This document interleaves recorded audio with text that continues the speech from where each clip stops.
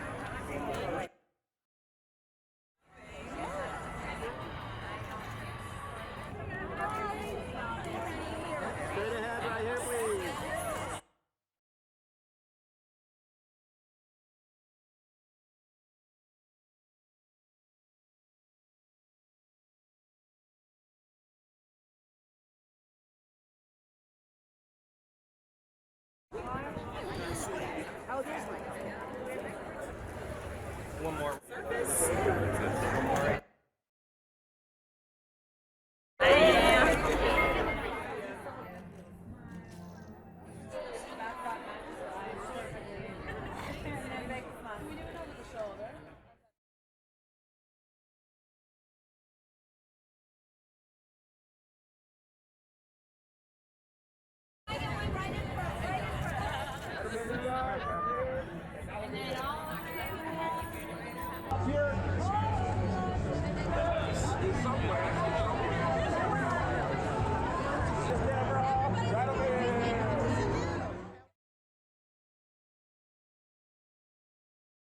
I play Dee Dee, and she is a very happily married woman.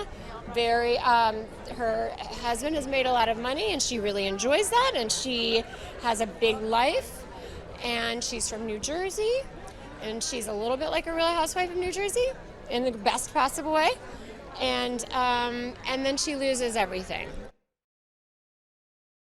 Dee Dee had all kinds of security blankets in place so that she would not feel the pain.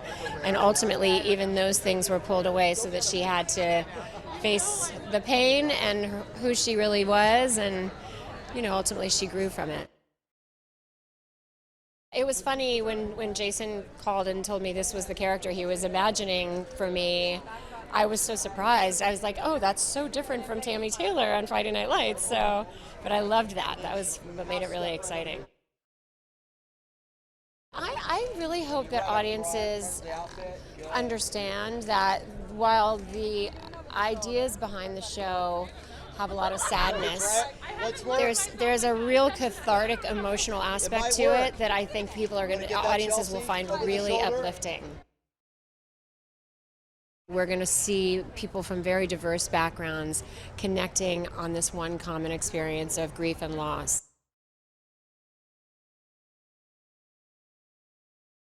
We meet Lacey, and she's in charge of a small child who survived this really traumatic plane crash, and she discovers over the course of this season an entirely new life and a new sense of self and a new sense of what it means to mother and what it means to be a friend and what it means to be a member of a community and kind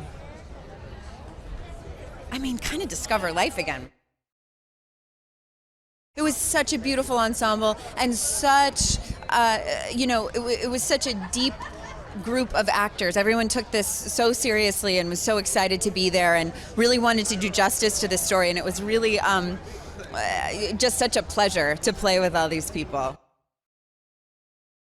Jason Katims has such an open heart, and he's such a generous collaborator. He was so available to talk about anything that was going on with me and in terms of the world of our show. And I think it's courageous how open his heart is.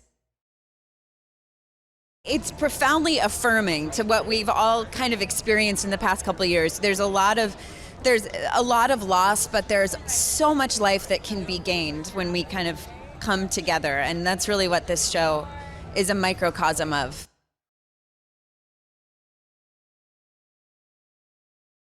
I play Steve. He's a gazillionaire in New York, and he loses his brother on the plane. I would say the main theme of Dear Edward would be something about human resilience and unity and perseverance. It's actually incredibly moving and funny and heartbreaking and joyful and all of the things in one.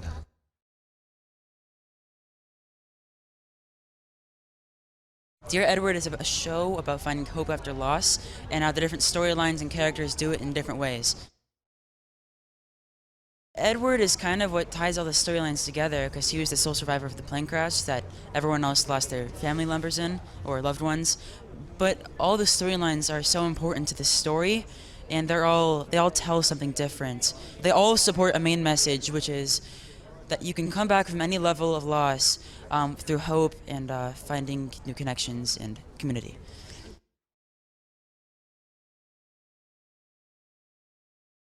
I play John Curtis. He is a custodian at a state college, and he is married to Lacey, and so Edward is his nephew, and after the tragic plane crash, he comes to live with them, and he becomes something like a father figure, but more like a big brother for him. He's amazing. He's so incredible, so talented, and so sweet, and so smart. So it's a real joy to work with him. The first episode definitely has a very foreboding quality to it, and then after that it's about dealing with the aftermath of that going forward, and the difficulty of being good to each other through that. It's a very sincere approach to dealing with loss and grief and how you pick up after those things and just move forward with your life, go to work, make dinner, and that those things also have great gravity to them as well, and that's the beauty of what living your life is.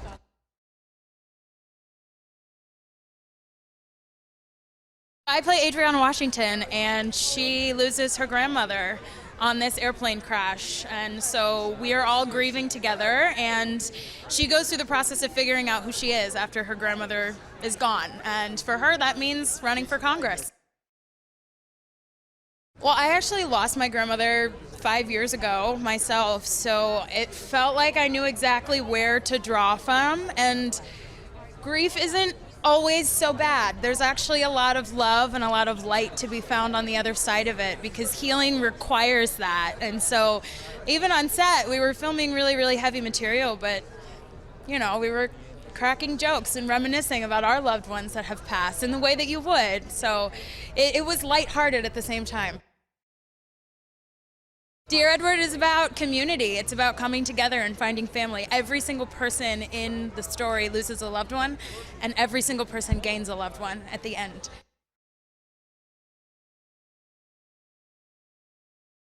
In reading the story, I just felt like the characters that Anne created and the environment that she kind of established for us was something that Jason could take and run with. And to be honest, I mean, I read it pre-pandemic, but I think as we got into the making of the show, it became even clearer that the idea of, shared grief and the power of human connection was just something that we all could very much relate to. Hopefully not many of us have lost people in a plane crash, but most of us have lost in general. But I think this added layer of this shared grief that we've all been through the past few years certainly makes this very timely and something that people can relate to.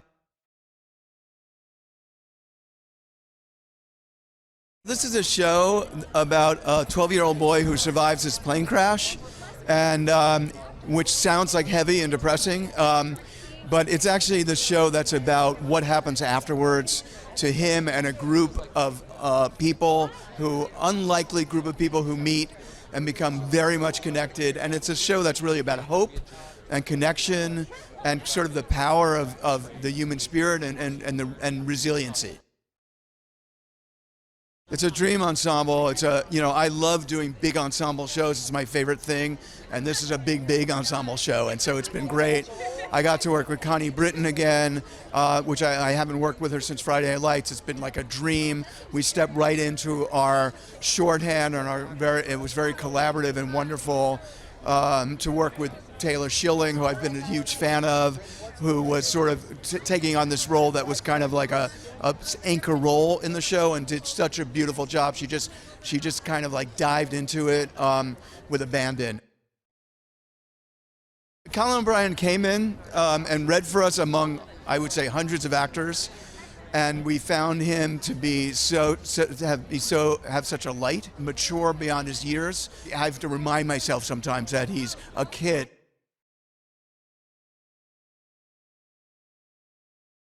I became obsessed with the real plane crash that took place in 2010, a flight from South Africa bound to London, and it crashed in Libya, and there was only one survivor. It was a little 9-year-old Dutch boy, and the rest of the people on the plane died immediately, including his parents and his brother. And I was obsessed with that story, and I just thought, how can that little boy go on after losing everyone like that? How is he expected to leave the hospital without his mom and his dad and his brother? And I started writing the book really to figure out if he could be okay.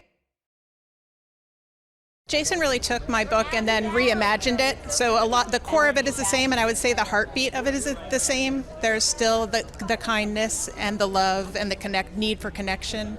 That heartbeat is the same, but there are different characters and new storylines, and he did an amazing job. My favorite part is the little boy who plays Edward, just because it feels like my insides on a TV screen, and this little boy that I spent 8 years with while I was writing the book, and sort of seeing him, and Colin O'Brien plays the role so beautifully that it's very moving to me.